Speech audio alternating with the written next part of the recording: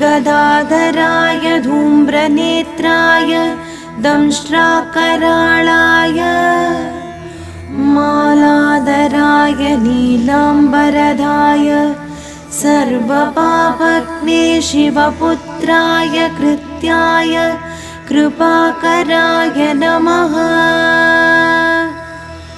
ॐ क्रूं हसिताङ्गमहावीरपराक्रमाय गदाधराय धूम्रनेत्राय दंष्ट्राकराळाय मालाधराय नीलाम्बरधाय सर्वपापघ्ने शिवपुत्राय कृत्याय कृपाकराय नमः।